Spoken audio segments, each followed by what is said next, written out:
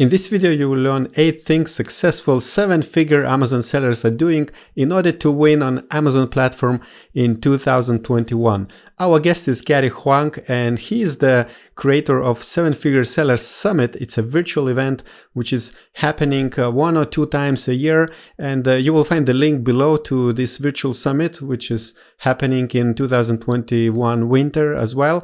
And the host of this video is LISETT LEES. She works with different Amazon brands. And as always, don't forget to subscribe below to the YouTube channel of Orange Klik. Click the notification bell as well, because here we always talk with different Amazon experts, software creators, and event organizers.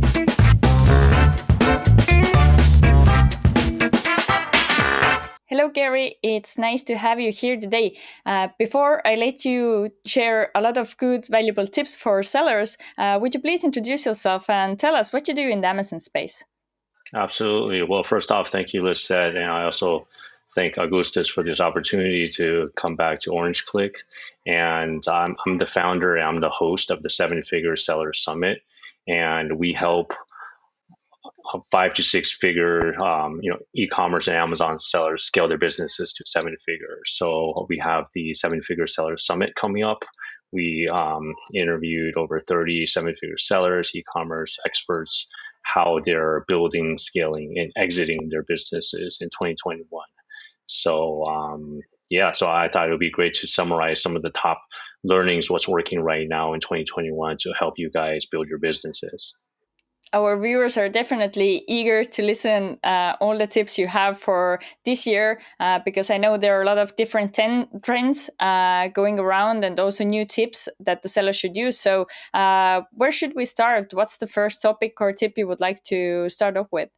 Absolutely. Well, first off, I'd like to just give an overview of the state of the e-commerce marketplace right now, because 2021, it feels like 2012 in e-commerce. Why? Because it's a super exciting time.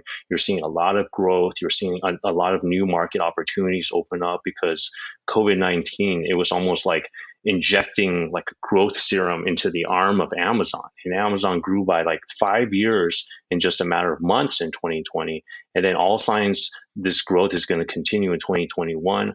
We're seeing a lot of new shoppers buying on Amazon and online the first time, even like grandma and grandpa, right? Like the older over 65 population in the US, they're the fastest growing segment in e-commerce. They're overcoming a lot of fears of even putting their credit card information online. So, that's just an example. When the tide rises, all of the boats rise. So, there is still a lot of competition. Recently we saw there was a study that said 75% of all the new Amazon sellers and Amazon.com last year were from China.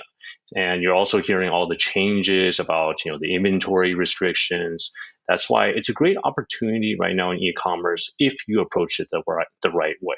So that's why, I decided to relaunch the 7-Figure Seller Summit this year in February to give you guys the latest. So I would say number one, the first tip has to do with mindset, because a lot of times, I see a lot of these 7-figure sellers. One of the things in mindset they have in common is resilience. Like they don't see failure as the end point. Okay.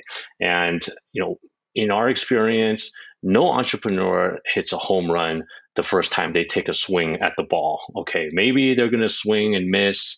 Maybe the first product is not going to be a huge success, but the key thing is they learn from it and then they go up and they take another swing. Okay, they don't see failure as an end. So I love what Liran Hirschkorn, he's a 7-figure seller, what he said about this. He said that failure is part of success. Okay, it's not the end game, it's what you do from the experience. So maybe your first product, it wasn't a 7-figure business. It rarely is. Think of it as an education. Okay, so you learn how to find product ideas, and maybe you learn how not to find product ideas, right? And then you learn the whole process. You learn how to source it, how to ship it from China.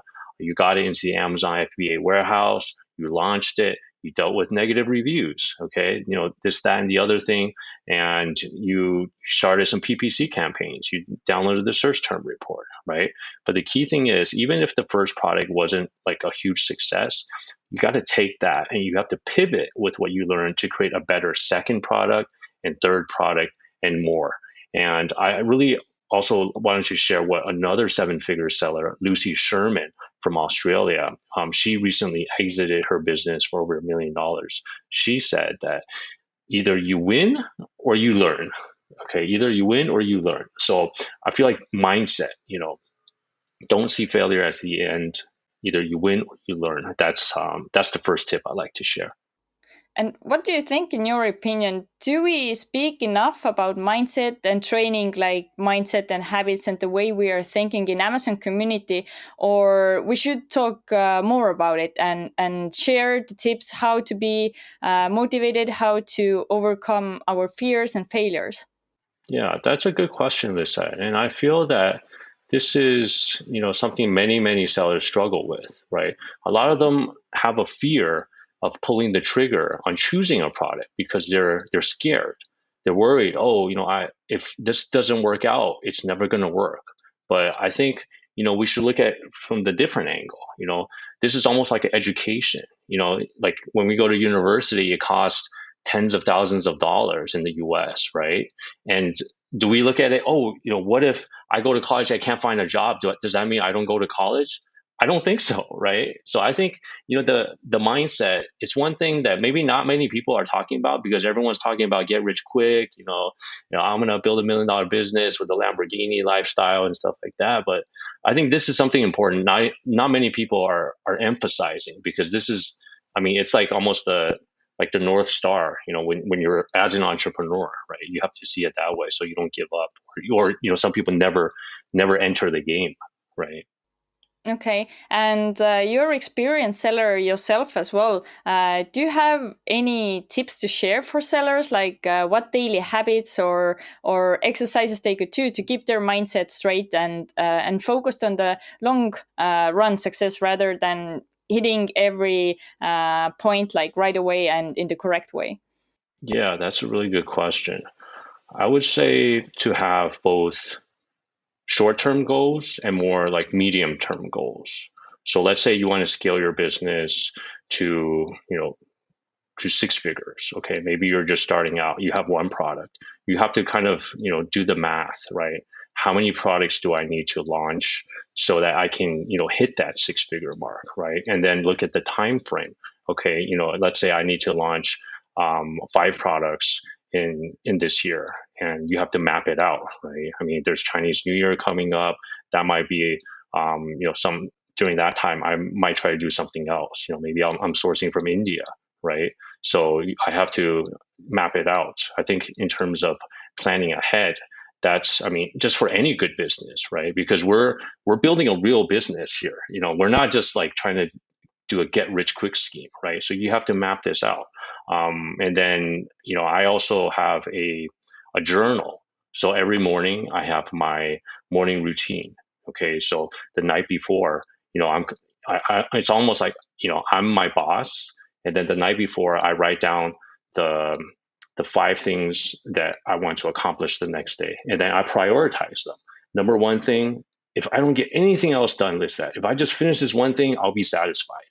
Okay, that's number one. And then there's number 2 and number 3, 4, 5.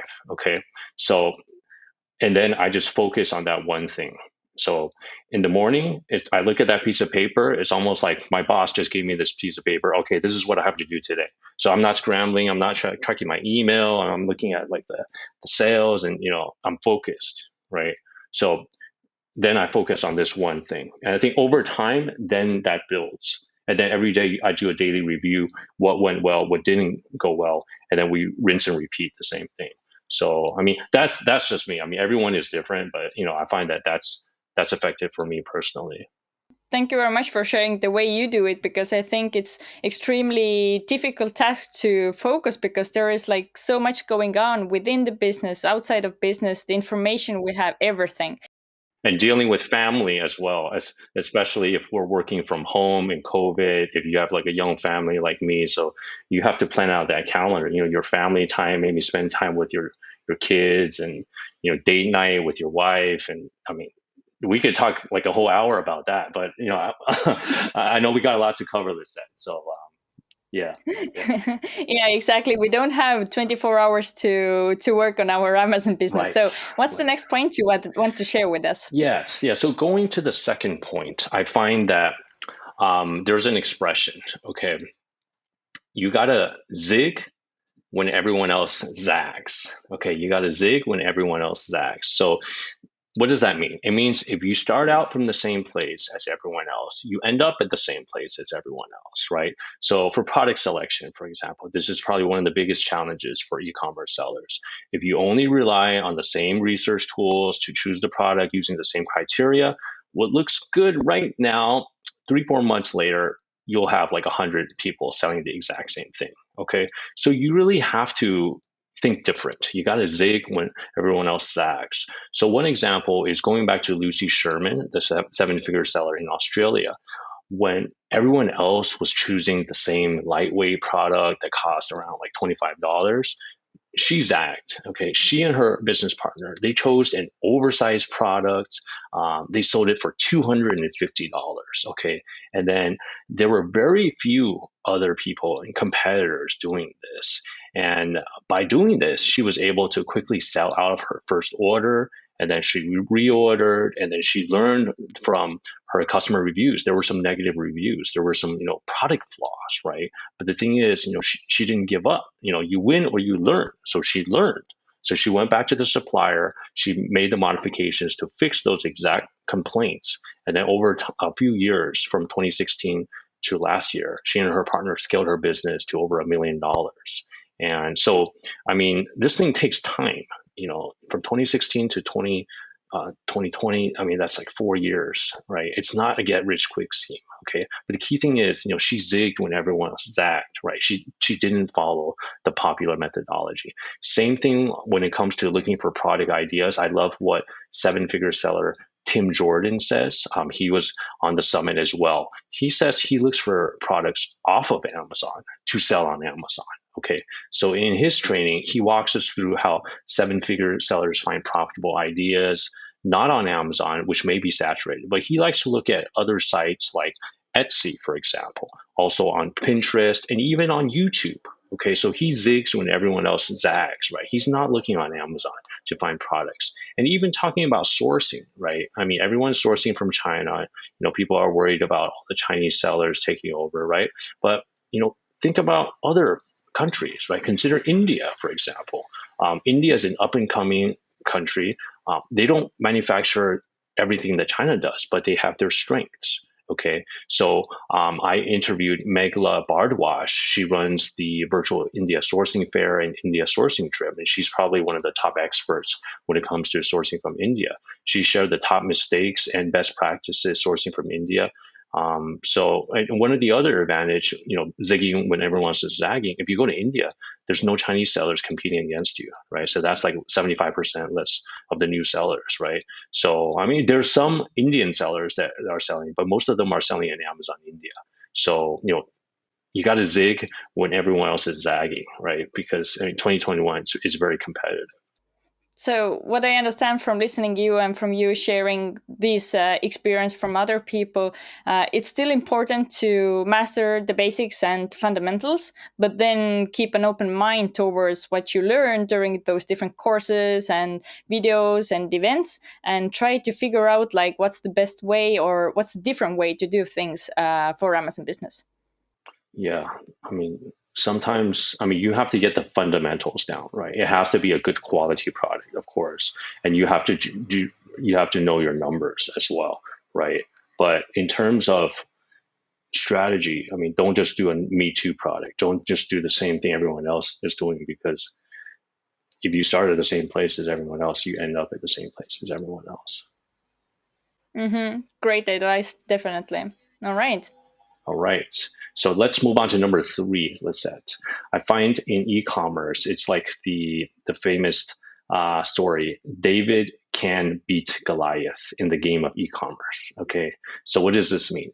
In e-commerce and Amazon especially, small brands can win against big global corporations in e-commerce. Why? Because small brands like the private label sellers like us, like everybody watching, right? We're kind of like speedboats. Okay, whereas the big lumbering corporations, they're like the cruise ships. They move very slow. They maneuver slowly, kind of like the Titanic. Okay, so one example of this is from Ben Leonard. He's a seven-figure seller based in the UK, and he created his brand of athletic apparel on Amazon, and he also created his own website to sell his products. And he was able, as a small brand, to build a cult-like following using tools like email marketing, like chat, and other guerrilla marketing tactics. And then he even built a tribe of raving fans, and he took them with him as he scaled his business. For example, talking about email marketing for Ben's business, this was the most profitable and the most opportunity-rich channel for his e-commerce business. And then he said that this email marketing drove 33% of his website revenue off of Amazon. And he was able to create VIP clubs to his customers to offer sales, to get people to buy more. He was able to do cross-sell opportunities to get higher order values for his business. And then he even pixels his customers to retarget them later over Facebook and social media. Okay, so I mean, you're probably wondering, can't the big corporations do this? They can, but the thing is, they're not. Why? Because for big corporations, it's really hard for them to scale this. Okay, not to this level of personalization. And big corporations, they're very bureaucratic as well. It takes a lot of time to make changes. And if it's like a small thing, I mean, it could be like a drop in the bucket, right? I mean, like a big corporation, like a Nike or an Under Armour, they probably won't be able to, to even do that, right? Because it doesn't make a big enough difference. It's like a rounding error for them. So Ben was able to leverage chat, SMS, WhatsApp. I mean, he even, he automated the whole thing, but he uses his face in his products, like in his customer communication. So it's like you're dealing with a real person, not just like a faceless corporation like a Nike or Under Armour. So by doing this, Ben's small brand was able to scale for seven figures, and he recently exited his business as well. So in the game of e-commerce, we see that David can beat Goliath. Okay, but what do you think? A lot of Amazon sellers who are just like starting out and are discovering this new, let's say, business model, they perhaps don't have any previous online marketing or marketing experience. Then these kind of strategies seem a little bit more difficult for them to use. And my question is, should they first then concentrate on Amazon and then start to discover those other channels, or it's worth like looking in different directions like from the start if you don't have any like previous marketing experience at all? I think that Amazon is still the quickest way to build an e-commerce business. Why? Because Amazon has the biggest market share in the biggest marketplaces, right? I mean, in the US, in Europe, and they have the customers. So, I mean, there is a lot of competition, but it's a great way to get into the market. But at the same time, you have to zig when everyone else is zagging, right? I mean, if you're just doing the exact same thing as everyone else, you're going to be competing against hundreds and thousands of people. But if you can just learn a couple of these different tactics, I mean, apply the 80-20 rule. I mean, people like Ben, he was actually a ecologist. He was a scientist, right? I mean, he wasn't trained in digital marketing, and he said literally, after work, he was just on his laptop in his cupboard. He was just learning this stuff himself, right?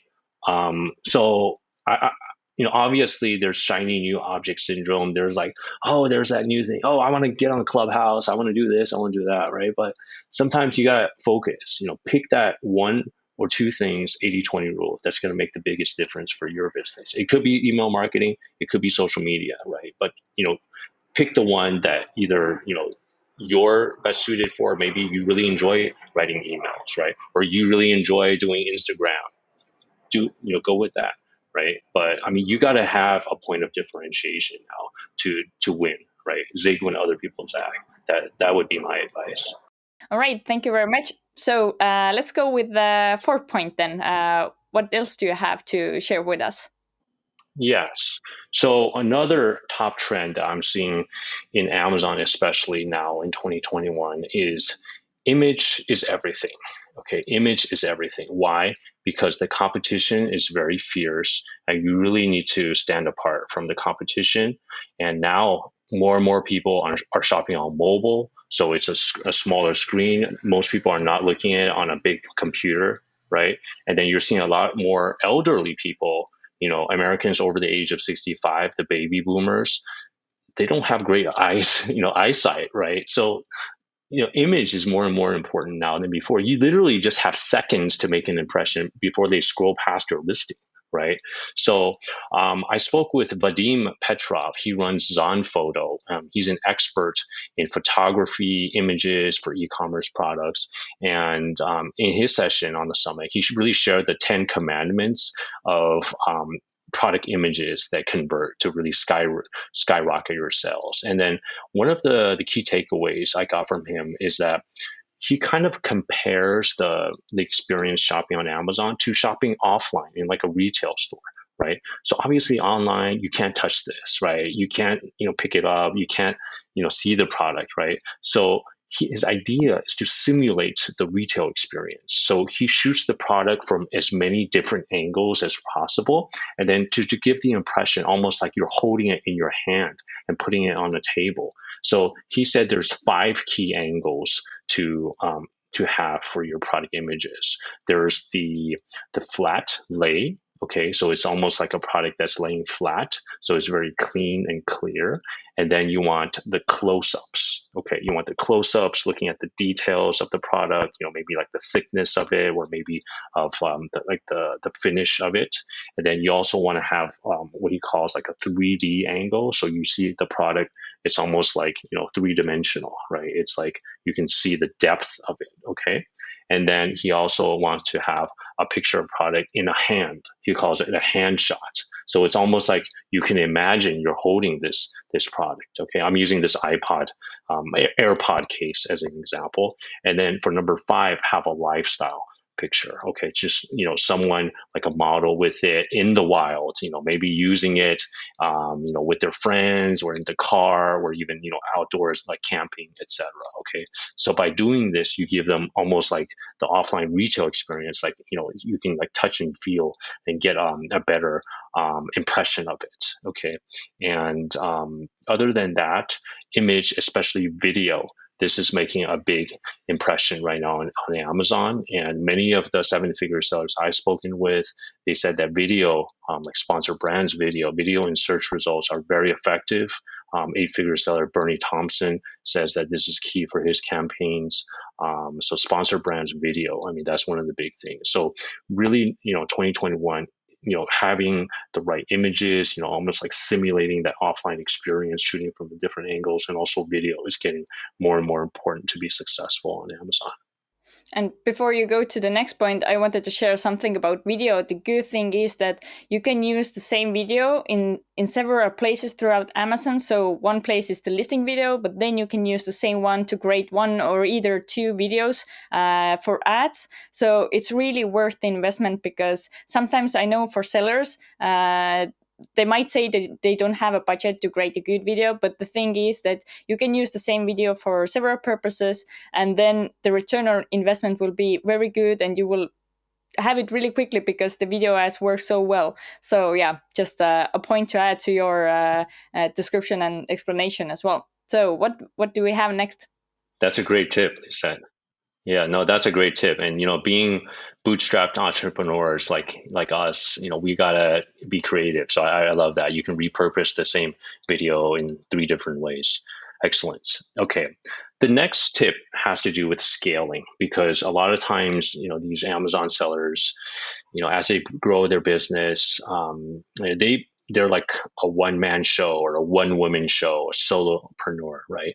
A lot of times you become the bottleneck, of your business. You're holding back the business. So to scale, I've noticed many of the seven-figure sellers said that hiring, okay, this is kind of like that lead domino, like, that first domino that tips over the whole chain, right? It's like the one thing they've done properly, it makes everything else easier.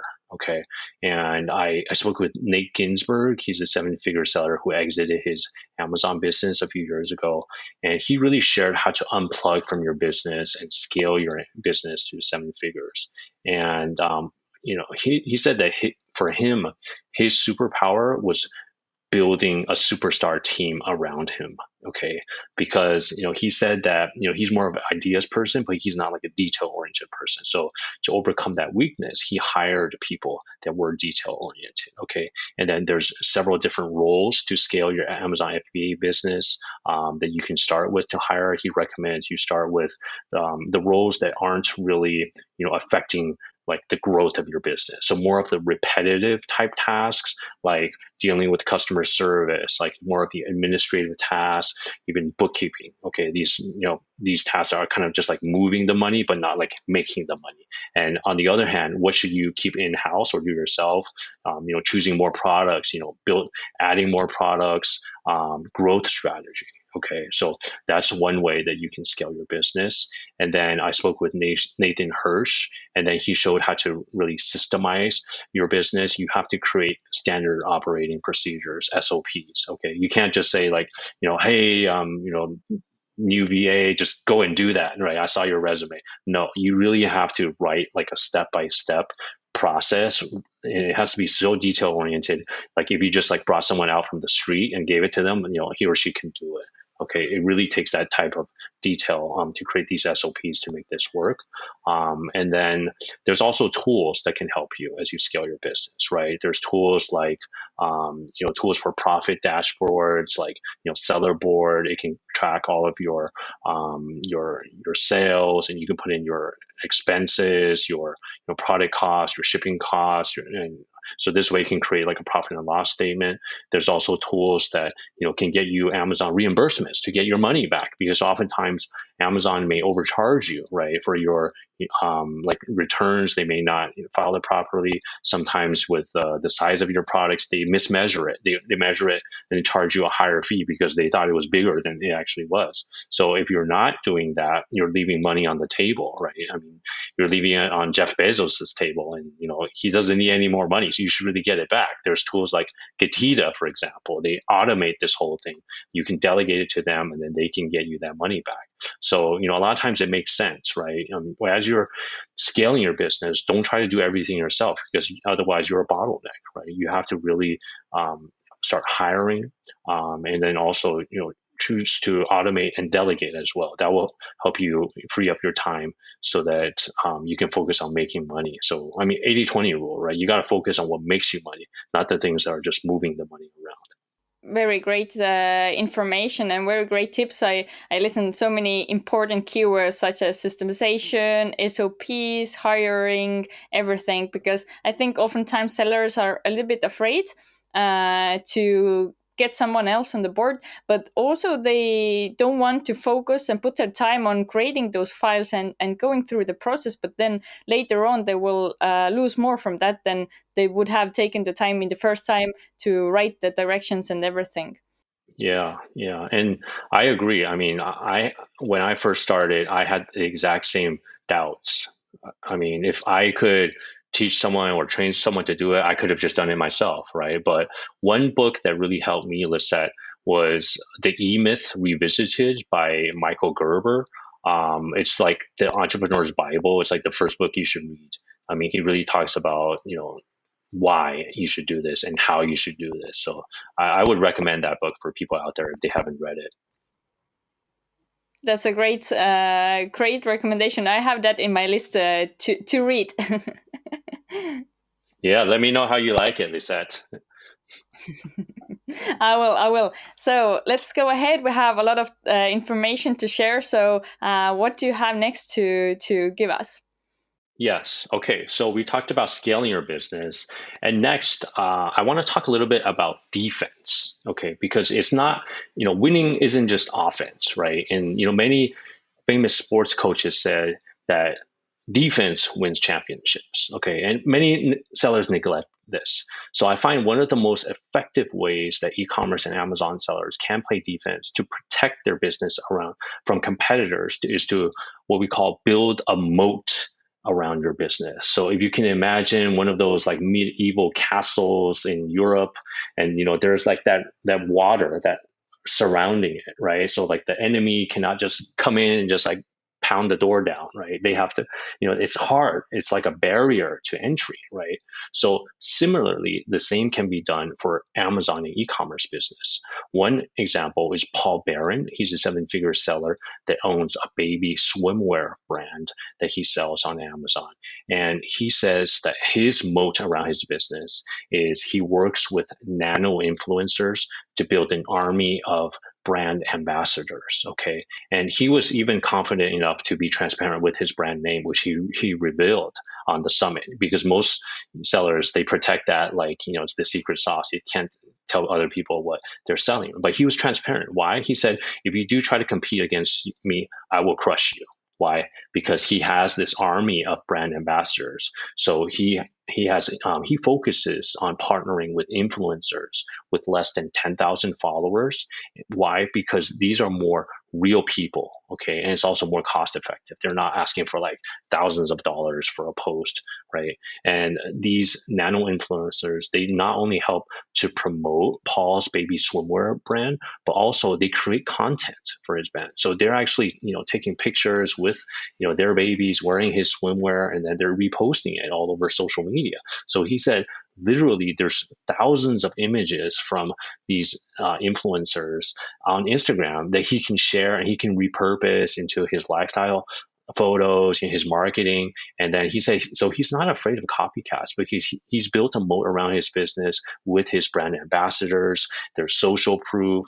They help him get more sales. They can help him get more reviews. He can get ideas, feedback for new products, and they can help him launch products as well. So he really builds a moat around his business that way with influencers. On the sourcing side and the manufacturing side, the same can be done. Chris Davey, seven-figure seller based in Shenzhen, China, he works with an industrial designer to create unique products that are not found anywhere on Alibaba or a trade show. Okay, he creates the tooling or the molds, and then in fact he owns the tool. Okay, so it's very difficult for copycats unless they invest the same time to develop their own tooling and a lot of money into developing this tooling. Okay, so that's another example. And a third example is on the logistics side, okay, to build a moat around your business. I spoke with Sumit. He's a seven-figure seller based in Lithuania, and he has this type of supply chain diversification strategy. So he doesn't give away the complete secret sauce formula to anyone. He sources part of his product from China, another part of the product from Poland, and then he brings all of these parts to Lithuania, where he lives, into his warehouse. Okay, so they do all of the bundling and the final packaging there. So no factory in China, no person in Poland, nobody can easily copycat it because they don't have the complete secret sauce, right? So Seamus was able to build a moat around his business this way. So I find that successful seven-figure sellers always have some sort of moat or barrier to entry to play defense to protect their business from competition. That would be number 6. Okay, I think these are very good ideas and remind me a little bit to perhaps recommend to sellers to look out from Amazon, to look other starting companies, other startups, how they do their business, how they market their business, and take those ideas and try to combine with what we are used to see and talk about in the Amazon industry. Yeah, that's great. I mean, a lot of times we can borrow strategies from different industries, right? From different markets, and we can implement them here. So, I mean, that's how people stay ahead. That's a great point. All right, so let's go to the next point. Yeah. So next point 7 is profitability. Okay, knowing your numbers. So there's that famous saying by Peter Drucker, the very famous business expert. Whatever gets measured gets managed, right? Whatever gets measured gets managed. So at the end of the day, many of the sellers out there, they don't really know their profitability. They don't know their bottom line. And it's even a danger because some seven-figure sellers, they may be in the red. They may be, even though top line revenue is $1 million, the bottom line could be negative. Okay, so that's why it's very important that you know your numbers. For example, for PPC, Amazon is getting to be more and more of a pay-to-play game. Speaking with Bernie Thompson, eight-figure seller, he says that PPC is a great way to compete in a white hat way. And Amazon shares the exact search terms that buyers are using to find your product, the search terms that are converting. But you really need to pay attention to your numbers so you don't overspend on what we call like the bleeding keywords in the red, the one with a very high ACoS. You can easily lose thousands of dollars even in a weekend if you're not paying attention. Okay, so you really have to know your numbers when it comes to PPC. Another eight-figure seller, Cameron Walker, that I spoke with, he's based in China. He knows his numbers on the product SKU level, and he monitors them very closely. So doing this enabled him and his family to create an eight-figure business. So he really dives deep. He knows the sourcing cost. He knows the shipping cost. He knows the duty. He knows the tariffs. He knows the FBA fees. He knows the PPC. He knows the entire profit dashboard. He monitors them with Amazon's monthly summary reports, detailed transaction reports. I think the most unique thing what Cameron does is that he knows his product sizing, the exact dimensions of your product, packaging, and weight. It's almost like what we call a game of inches, right? Because Amazon has the different size tiers, right? Where the higher the size tier, the larger the size tier, the more Amazon charges you in fees. So he's able to engineer his product packaging exactly to the very limit, so it doesn't cross to the next size or the weight. But he's able to enjoy that lower cost. Most of his competition doesn't do that, so he's able to lower his expenses and increase his profits this way. And then he says literally he has all of the size tiers and Amazon fees memorized like the back of his hand. Okay, so that's one of the ways that he sets his business apart. He really knows his numbers, right? So if you don't pay attention, you're going to be paying more in Amazon fees. All right. So all of these are examples. In addition, you really have to watch your Amazon fees. Okay, so for example, if you're selling in international markets, I know that Orange Click has a very global audience. If you're selling internationally on Amazon, a lot of times, Amazon charges a very high international conversion FX fee, right, to bring your foreign sales back to your home currency. I made this mistake my first year selling internationally, where I use Amazon's default, currency converter and the currency, payment provider. So I paid, it was 3.9% on my the foreign exchange fees and to bring it back.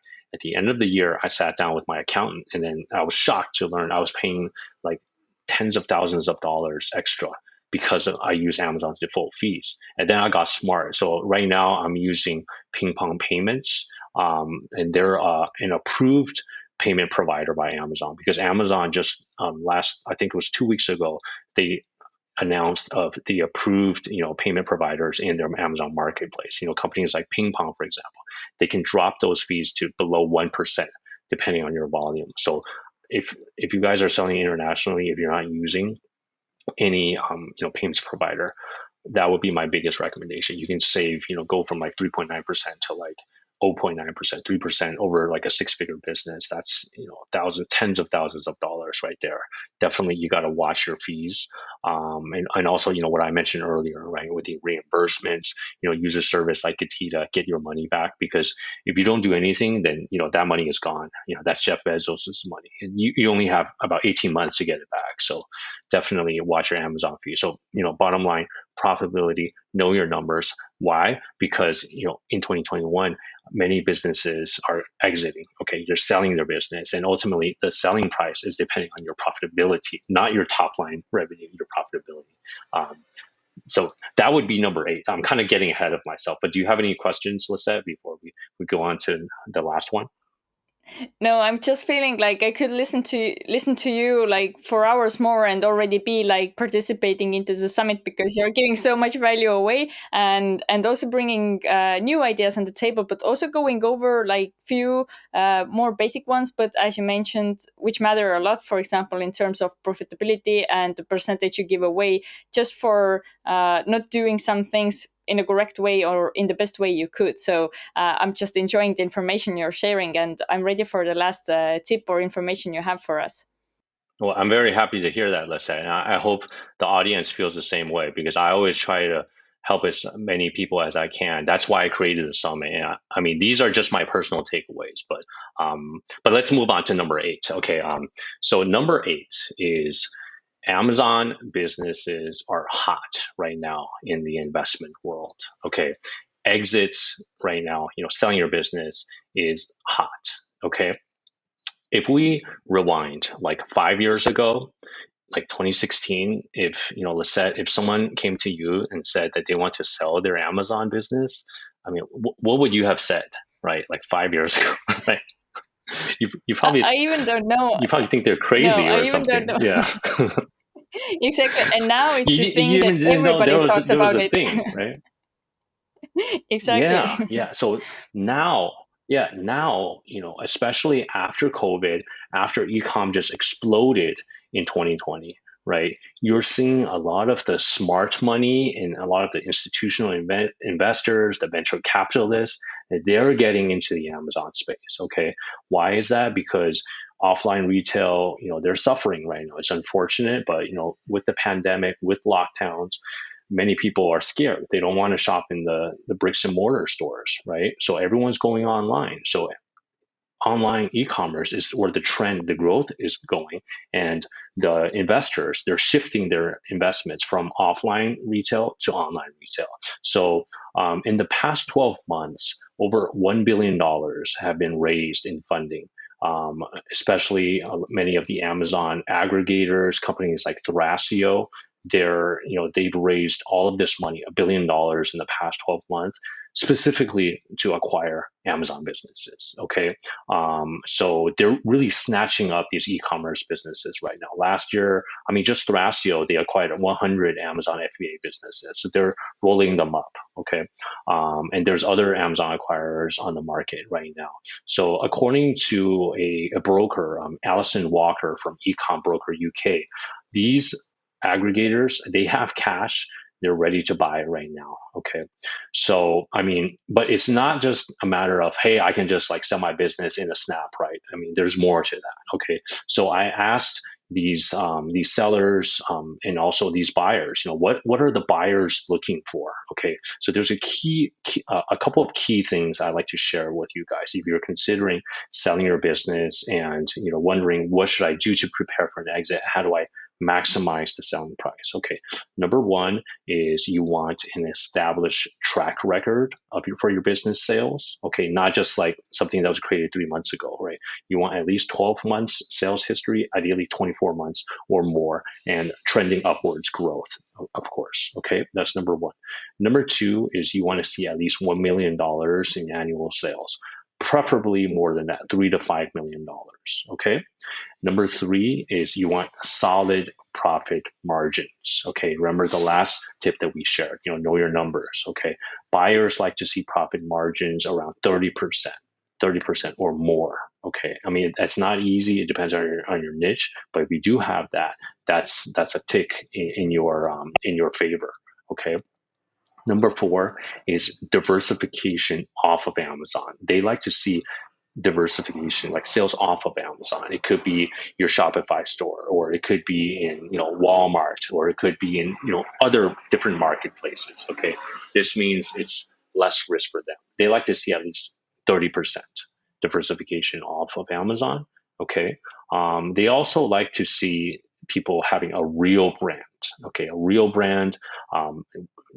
A real brand with a product portfolio of products that complement each other, that target a common target customer. Okay, not just what we call like a hero product and a lot of like those minions, right? Not one product that's like 95% of your sales and other products that are selling 1 or 2 units a day.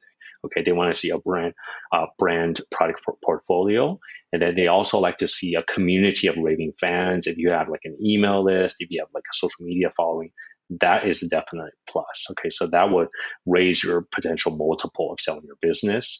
And they also want to see very clear profit and loss statements, balance sheets, and during the due diligence process, they're going to ask you to fill out like a 13-page like marketing questionnaire, like an 18-page operations questionnaire. So you really got to know your numbers. They're going to ask for that import, like the bill of lading on that shipment, your first shipment coming from China like 4 years ago. They're going to ask you for all of that paperwork. Okay, so you really have to prepare yourself for that. And then I think the bottom line though is profitability. The profitability that will ultimately determine your selling price. Okay, so the key thing is, just given the state of the market right now, e-commerce continues to grow. There's a ton of investment money pouring into the Amazon space right now. Over $1 billion was raised. So now, if you tick that little checklist that I just gave you a few minutes ago, now may be a good time to talk to companies like Thrasio to find out what your business is worth. And why do people want to sell their business, right? I think that's the key question. Why? I mean, it sounds like, hey, I have a golden goose, right? Every month or every 2 weeks, I get that deposit from Amazon. But at the same time, number one, it could be risky, right? I've spoken with 7-figure sellers like Kellyanne Video. She said that her business at that time before she sold, it was the most valuable asset she had, her family. It was worth more than her car. It was worth more than her house, right? So what if she got suspended? I mean, that happens all the time. We see all the nightmare stories, right? So she kind of wanted to take some of that risk off the table. That's one reason people sell. And the other thing is in terms of the money, because if you do sell, that one lump sum payment, that could be worth more than everything you paid yourself the whole time you were running the business, right? So that's what I'm seeing right now. The exits are really hot right now in 2021. So I think these tips are very good, and this checklist you gave as well, because even if people are starting to sell on Amazon right now, don't consider they would like to sell this business afterwards. We never know what the future brings, so it's good to be prepared. And then later, few years into, you have the decision to make if you would like to sell or if you would like to continue selling on Amazon. So it's good to have like both options open, I think. Yeah, I agree. And a lot of times you have to begin with the end goal in mind, right? I mean, from day one, you have to know that I have to keep good records, all of my statements. And another thing that actually like turns buyers off, if you guys are interested to hear, is if you're doing any black hat tactics. Okay, any like incentivized reviews, or you're really abusing like the rebates and stuff like that. It's not really sustainable from the buyer's perspective, because they want to run a clean business. They don't want to get their business suspended, right? So, but yeah, I mean, just beginning with the end in mind, that's really important if you want to sell. Yeah, thank you very much for highlighting that, because we also recommend doing everything by the Amazon rules and overall rules, because you don't want to risk with your business. So thank you very much, Gary. It has been super interesting. And as I said, I would like to continue listening to you and also hear out the others. So could you please let us know when the summit happens and what's the best way to take part of it? Absolutely. Well, I mean, these 8 top tips were just my personal takeaways, right? I'm sure, LISETT, if you watch the summit, we have over 30 sessions, you would come up with a list maybe different from mine, right? And the people watching as well, because everyone is at a different stage of their business. So I think that's the beauty of the 7-figure seller summit. We have really diverse 7-figure sellers, selling in different countries. They have different tactics, and some of them may be like the famous people you see. I mean, people like Liran Hirschkorn, or like Norm Farrar, Tim Jordan, Sharon Evan, these guys. But there's a lot of people that they're not selling any course. I mean, they're just doing it, right? And then they're sharing the story because they want to help other entrepreneurs. So if you guys are interested, we're launching next week, February 8th through the 12th. and we have a free pass available where you can catch the sessions every 24 hours they launch. So you can check it out at our website. I believe you guys will have the link below. Do you want me to give the site, or what's the best way to do this? Yeah, you can announce the site as well, but we will definitely have it in the description box. Yes, so we will have a free pass available for you. You can check it out at sevenfiguresellersummit.com to get your free pass. And last year, we had over 3,500 people that registered to watch all over the world. This year, we're going to be bigger. We're trying to be even better. And we won Seller Poll's favorite Amazon conference event award of 2020. So I'm just super thankful for that. To our audience of fans and our viewers that are actually getting value out of this, and also to all of our speakers. So definitely, if you found this interesting, I would love to invite you to attend the summit. And then every day we have a daily live recap as well. So we'll summarize everything. We'll bring back a lot of our guest speakers, and we'll have Q&A. So if anyone has any questions, if LISETT, you have a question about mindset, or Augustus has a question about marketing, you can get your questions answered live. That's great. We are excited and hope our viewers are as well. So thank you very much for coming here today and sharing the information and your takeaways you learned through the summit videos. So thanks, and see you later. Thank you so much, LISETT, and thanks everybody for watching. We'll see you guys at the summit.